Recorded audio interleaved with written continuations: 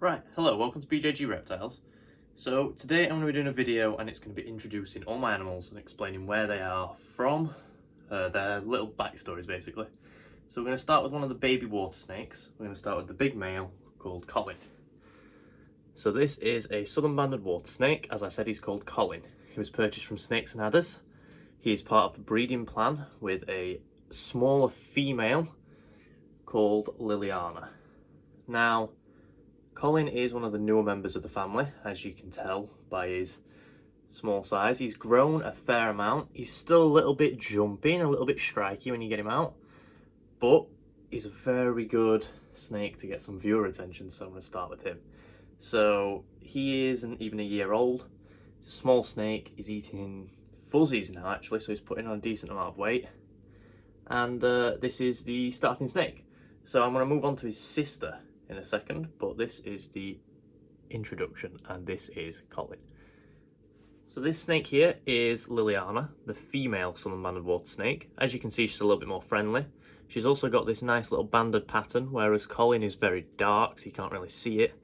And she's bought from the same place, Snakes and Adders. She's eating pinkies rather than fuzzies because she is a little bit smaller than Colin, but she is definitely the nicer of the two, and is one of the 3 babies that I have in the reptile room. I will move on to the third one in just a minute. This will be the first time I've handled the third one since getting them. That's how new the third one is. But yeah, this is Liliana, the southern banded water snake. So this next animal is the baby corn snake. Now he's actually unnamed, but I thought I'd introduce him to you all. He is a blood red albino corn snake. He's a male, and he is also bought from Snakes and Adders.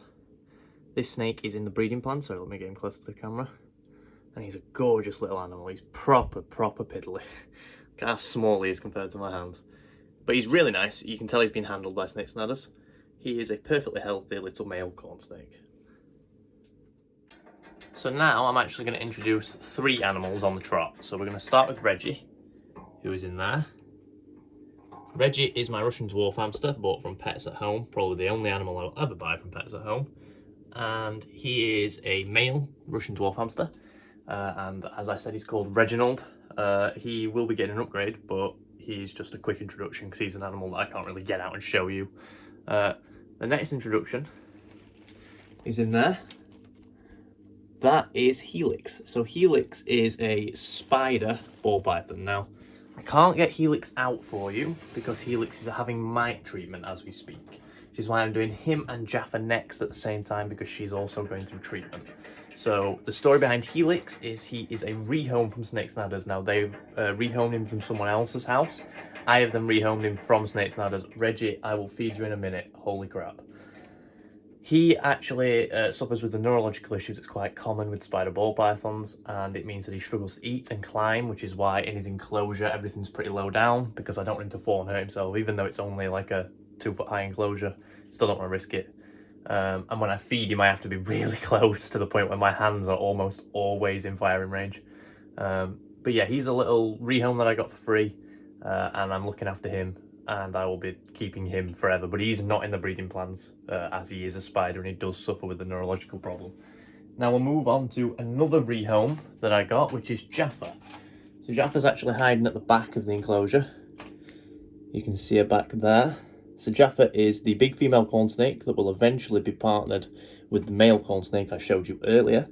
And Jaffa is going through mite treatment now too, so I'm not going to get her out either.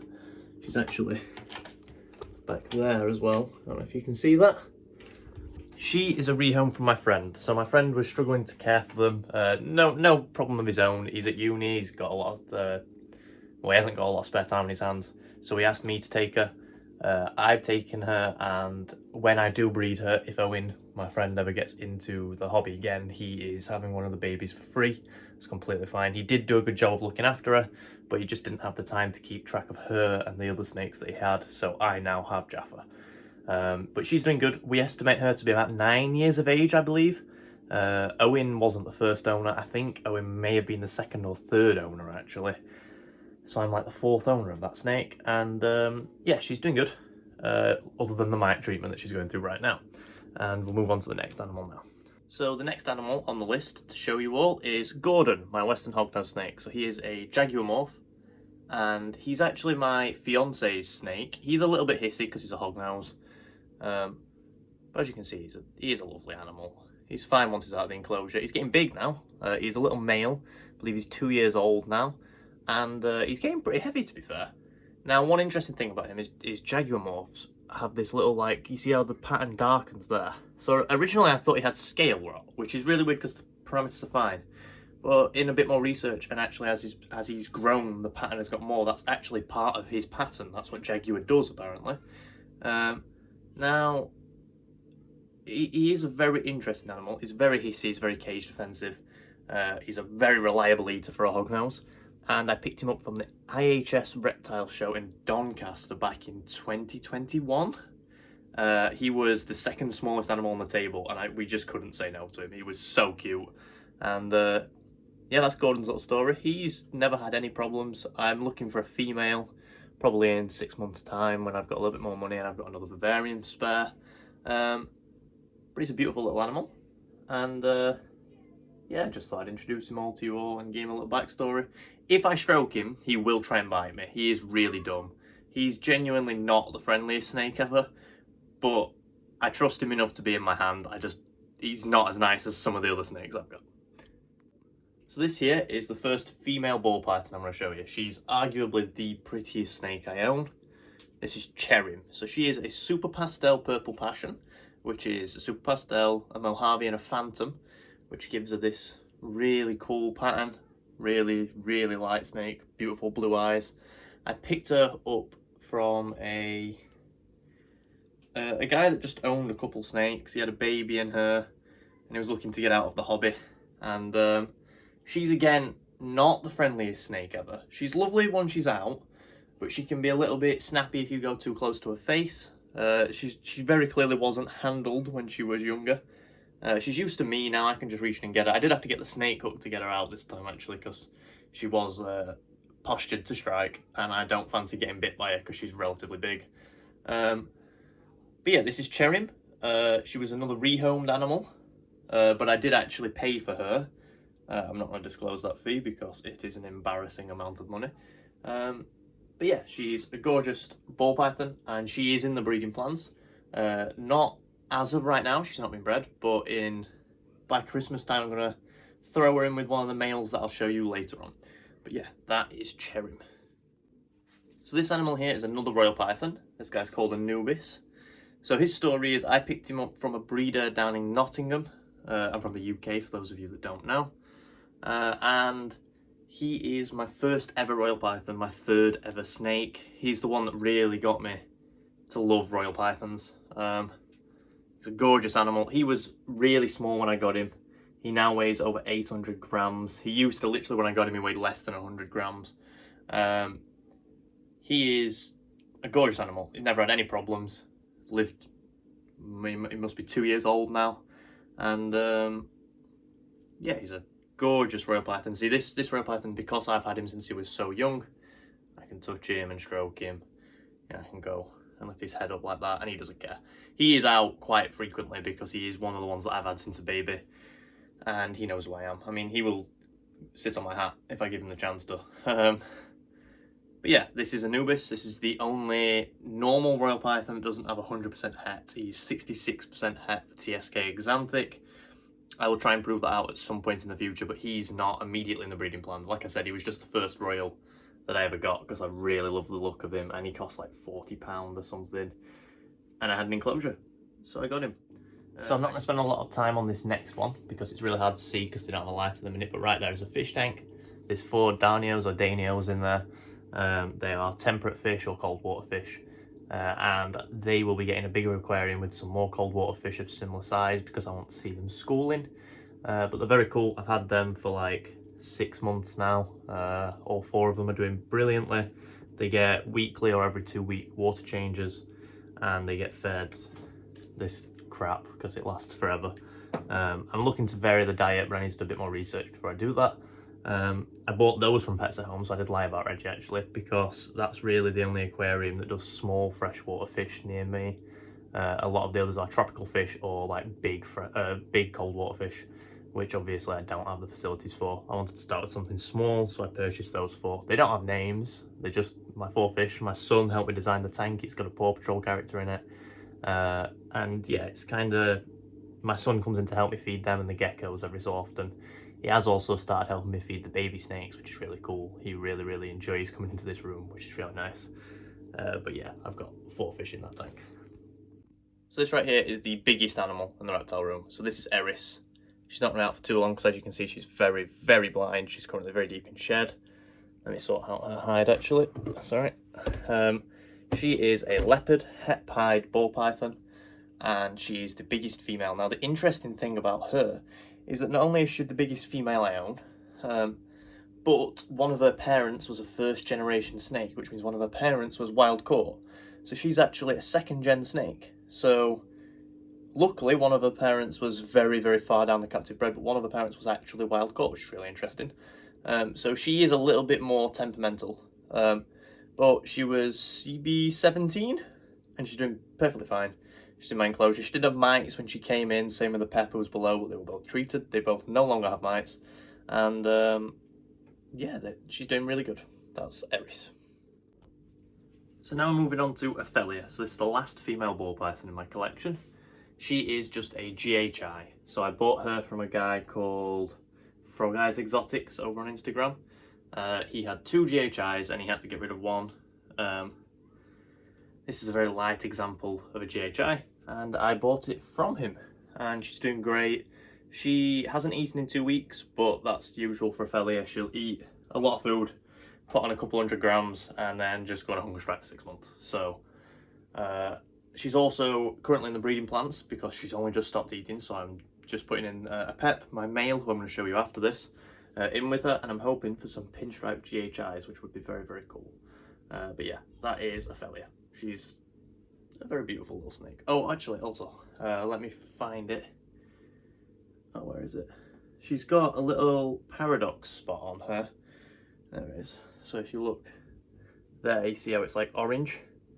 It's a typical trait of GHI apparently, but it's something that has a very small possibility of being genetic. So I'm gonna put her back in while I'm talking because she's a little bit jumpy sometimes. That means that I'm going to try and breed it out and hopefully it's genetic. I doubt it will be, but it's just something that I want to try and prove out for my own personal interests. So this right here is a Pep, the pinstripe het pied royal python. A Pep is a pain in the ass. So the words didn't come out of my mouth there. The rack that he is in, so the tub that he's in, has the thermostat in it. Because that one is the one that can control 3 vivariums, the most accurate. Eventually they'll be upgraded to an actual rack with heat tape or heat cables, but right now they're on heat mats. And he knocks it out consistently, so I have to go back every single day and put the goddamn thermostat back. No matter what I do, I've tried sticking it down, I've tried blue tacking it to the outside of the viv, I've done everything. Somehow he knocks it off. He's a pain in the ass. He's a lovely snake though. He's a bit of a picky eater, but that's a royal python thing. And he's a beautiful example of a pinstripe. The stripes go all the way down him. It's a gorgeous looking snake, and like I said, he's het for pied, which is what my project mainly is. I want to breed some pied babies. So yeah, this is a Pep. So the next animals are going to be away from the royal pythons, so they're in these 3 enclosures here. So in this enclosure is a Kari. So she is a Nicaraguan curly hair tarantula. You can just see her back there, you can see her legs. Let me move this skull out of the way. And she is the oldest tarantula I own. In here, you can just about see him through the messy enclosure. Is Ian, the Asian forest scorpion. Ignore the tag, this was Akari's old enclosure. And through here, if I can get her on the camera, you can just about see her, is the Costa Rican zebra or the Costa Rican striped knee called Loki. They are my 3 inverts. They're all next to each other. Just wanted to break up the ball pythons so you didn't just have to look at ball pythons all day. They are 3 gorgeous animals. They all eat locusts. Ian had a mealworm the other day. They get fed once per week every Wednesday, so Akari, Ian and Loki all get fed at the same time every day. So Loki I've only had for about 3 weeks, maybe 4 now. She's only eaten once for me. Ian's never missed a feed. Akari only missed a feed when she was about to go into molting phase. She's only molted once for me, and so has Loki. These are the 2 molts, so that's Loki's there, And that's Akari's. I tore Akari's apart trying to sex her. Female, female, male. They're my inverts. So the next animal I'm about to show you is Henry. Now, Henry is a Mex-Mex king snake. He's the first reptile I ever owned back in 2018. And unfortunately, he is terminally ill. So last year in October, I went to the vets and he had these lumps coming up on him. I think you can see a couple. You can see them like popping up down him. And I thought it might have been something parasitic or something like that. They got the lumps tested, they did some blood works on him. It turns out he's got hemangiosarcoma, which is cancer of the spleen or heart. He's terminally ill. They gave him about 3 months to live in October, and it's August. So he's doing really well. However, recently I think I've noticed a slight decline. I hope it's just because of the weather changes. I can dream. But he started to become a little bit more lethargic with eating, which is unusual for Henry because he usually just smashes food. Now, last feeding response was an anomaly. He actually just came out and smashed it.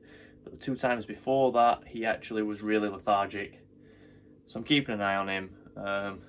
He seems to be doing okay.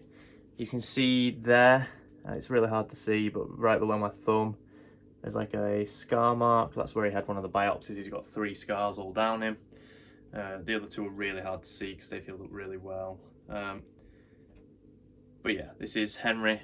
Unfortunately, he's terminally ill and he won't be with us for much longer. But I will be looking after him until the day he dies or the day I have to make a decision to, unfortunately, euthanize him.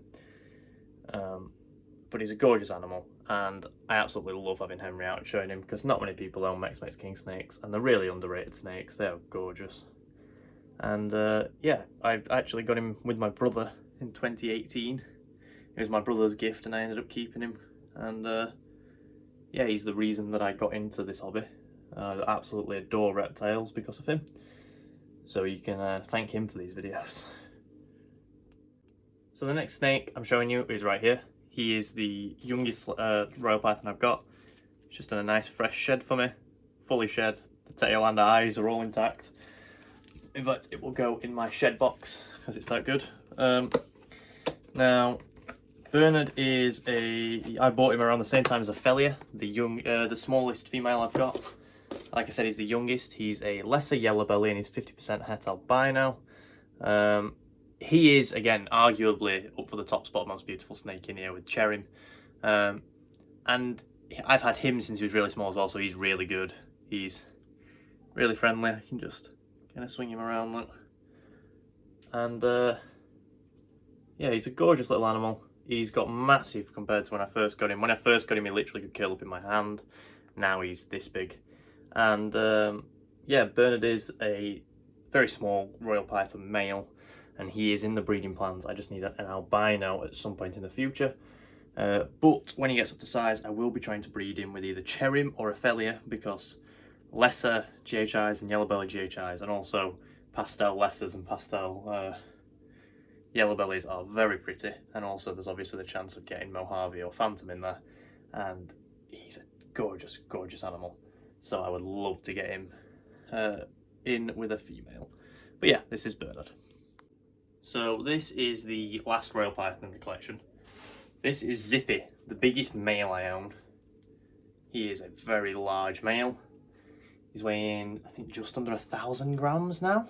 Maybe just a little bit over. He's a big, big male. He is 100% het for pied. And he is a normal, but he's a very dark normal. So I still want to get him in with a very nice partner. He's just shed for me as well, but it's in bits, so I'm not going to show you that. He was the first animal I got with the intention of breeding. Unfortunately, he has not done a very good job of that. I've not had any royal python eggs yet. Only had corn snake eggs, and they were infertile. So yeah, a whole lot of fun. This is Zippy. I bought him from Morph Market again. I bought a fair few of my royals from Morph Market. And I've had him for like probably a year and a half. Yeah, probably a year and a half. Bought him, no, a bit more than a year and a half, because I bought him in at the beginning of 2022. Probably about January time. So yeah, gorgeous little royal python. I believe he was technically the second royal python to get into the collection, second or third. Him and Cherry were bought at the same time, and he is gorgeous, absolutely gorgeous. I'm gonna go put him back now and clean his enclosure because he's trashed it. So now I'm actually gonna show you something different. This is Flower. This is my kitten. Flower's lovely. She's a bit of a flea bag, so she's not gonna stay in here long. I bought her, well, how long ago did I buy you? Like 8 weeks ago. She's one of 3 cats. She's the youngest. She's the only one that I bought from a good home. So I thought I'd show you her first. She's lovely. She does not care what I do.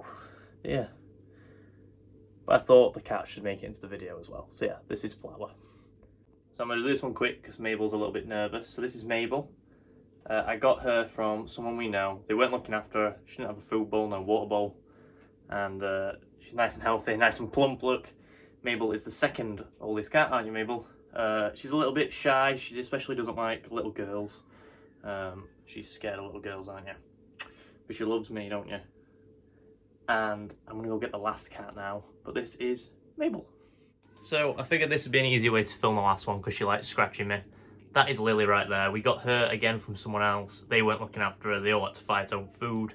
But as you can see, they all get along. So this is Flower, this is Mabel, and that is Lilith. So this right here is going to have to be a quick introduction. This is Pascal. Pascal was locally hatched from my dad. His mum was purchased from Snakes and Adders. He's a little bit flighty. It was my first leopard gecko, so I didn't really know what I was doing. I'm just going to put him down here. So Pascal is just over a year old. Sorry, I know he's not in the camera shot. He is a little bit of a knobhead. And he is what we believe to be a super hypo. We could be wrong, we're not entirely sure. For a while he was kept in a quarantine environment. He's now in a bioactive 3 by 2 foot enclosure, same as Blue, who I will get out in just a second. But yeah, that was Pascal. So this leopard gecko right here is called Blue. So he is my fiance's leopard gecko. He's a lot nicer than Pascal. He's a lot more used to being handled. As you can see, he'll sit on my shoulder for quite a while. He is an eclipse leopard gecko. Now, I don't want him to go too far down, so I'll hurry up the introduction.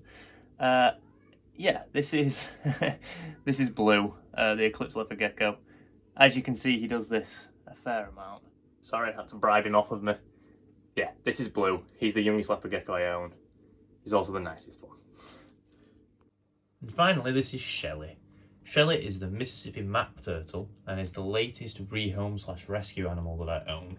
So currently she's in a temporary 3 foot something tank. She can get a lot bigger than she is now, but she's still pretty big now. So the interesting thing about her is I got her in this tank here that you can see is covered in algae. It's not being looked after. Sorry, ignore the royal food. So that's upgraded her into this with a new filter. Luckily, my ambient room temperature keeps the water appropriate. I've got a little stand for her here. Now, there's no ceramic heat bulb on it at the minute. There will be when this video ends. She will be getting UV next week, and she'll also be getting a proper basking spot next week. I will be replacing this little plastic one here with a bigger one. She thinks it's food time right now. So to say she's a rescue, she's still very, very active. And even though it doesn't look like she's had UV, her shell isn't too bad. But as you can see, Mississippi map turtles have this like ridge going down the back. They're very, very cool. The shells look really, really cool. However, I do need to scrub her every so often. I have done recently, which is why her shell looks nice and clean. But they do tend to grow algae on their back, and it can cause problems, so you just got to keep on top of it. But yeah, this is Shelly, the Mississippi map turtle, and that was the last animal in the reptile room. So that is all my animals. Now, as the reptile room expands, I'll obviously do more of these videos introducing separate animals. But I just thought I'd introduce all my animals all at once. I've done a couple of reptile room tours, but I've never actually told you the story of every single animal in here, especially not the cats or the hamster.